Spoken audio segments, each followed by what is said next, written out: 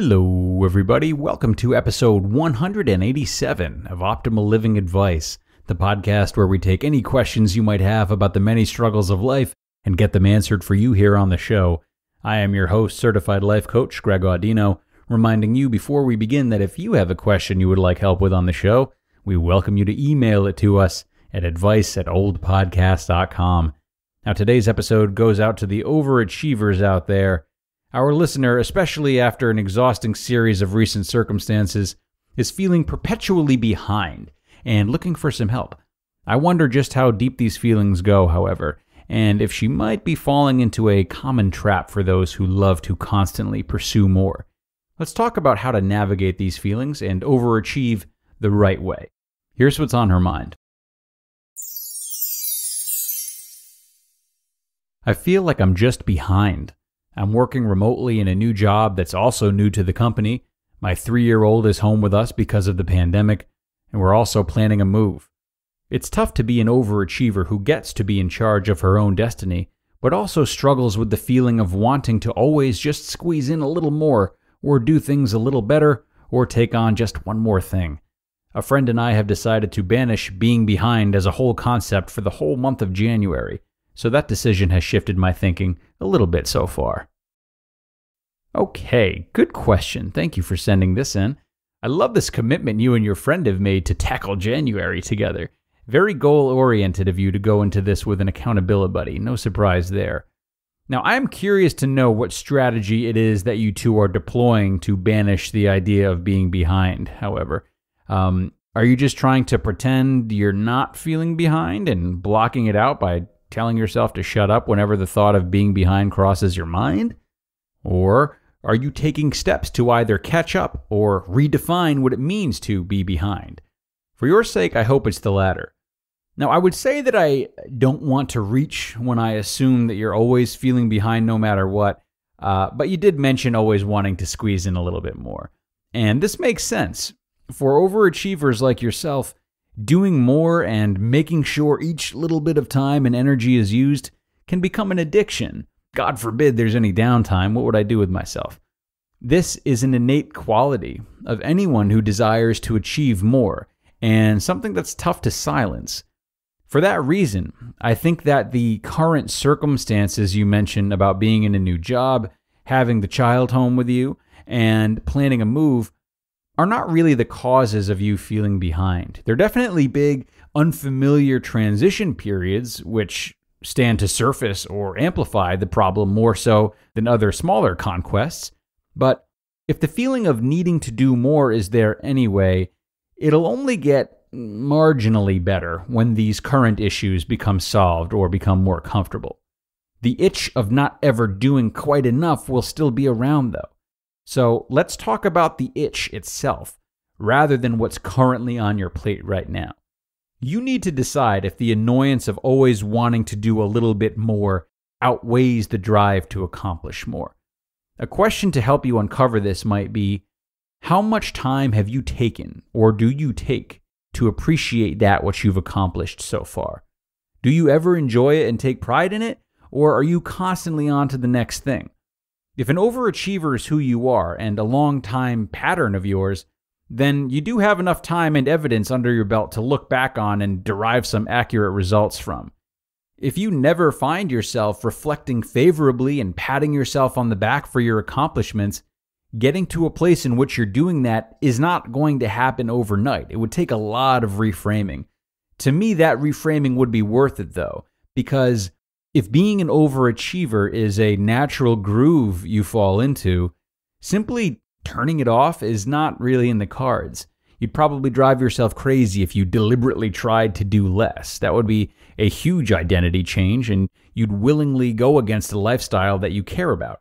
So, how can you honor who you are, but not be forever doomed to feel as though not enough is being done?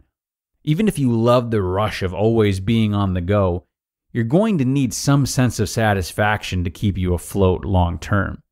Now, one thing I love that you mentioned is that you get to be in charge of your own destiny, which, so the listeners know, you sent to me in all caps. Get was all caps. Now, in case anyone's missing why she did that, she's making the distinction between being the one to carve her own life versus being helpless and just hoping for the best. This, of course, screams go-getter, which we like. So, if you believe that you're in charge of your own destiny, then my advice as to how to further create or hone that destiny is to start doing the work necessary to make sure you appreciate what you've done a little bit more. This might include keeping specific track of your progress in certain areas so your accomplishments show up as hard, well-defined figures. It might also include more time speaking aloud that which you're thankful for or helping others who were once in your shoes or even less fortunate. You could even go so far as to not allow yourself to do certain tasks on certain days, with the emphasis being to live with and bask in what you currently have without the option of stockpiling more. If this sounds frightening or makes you concerned that you might lose your edge, I would say don't worry about that. Achievement is hardwired into you, obviously, and it'll always be there so long as you start achieving in a way that doesn't cause burnout.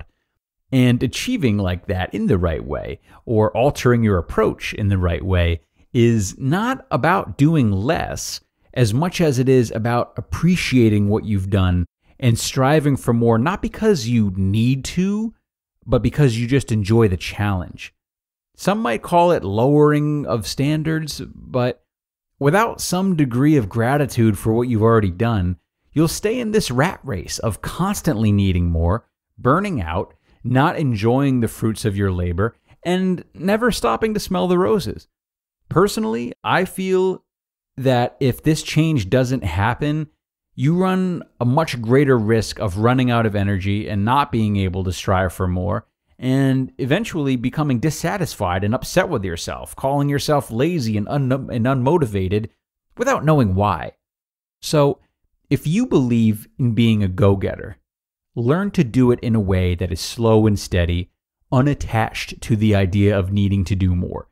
I think this is the only approach that'd give you the endurance to do it for as long as you want to, having fun while you do it, and having no regrets down the road. And here is some more advice that I'm excited to share. For fast, healthy, and affordable meals, check out our sponsor, HelloFresh. Eating healthier has never been easier than it is with HelloFresh, as they offer low-cal, carb-smart, vegetarian, and pescatarian options every week. And no matter what you choose, every single recipe is packed with fresh produce sourced directly from farmers. And not only are the ingredients fresh, they're pre-portioned, so you're not overbuying, which is a burden on the planet and your wallet. We do not want that. I recently tried their chicken and biscuit pot pie, mixed with carrots, celery, and thyme, a really interesting meal that I had not thought of or heard of before, but absolutely loved and was able to put together in about 45 minutes. So, cut down on grocery bills and food waste in 2021 and try America's #1 meal kit. Go to hellofresh.com/10OLA and use code 10OLA for 10 free meals, including free shipping. That's hellofresh.com/10OLA and use code 10OLA for 10 free meals, including free shipping. And that will do it, everyone.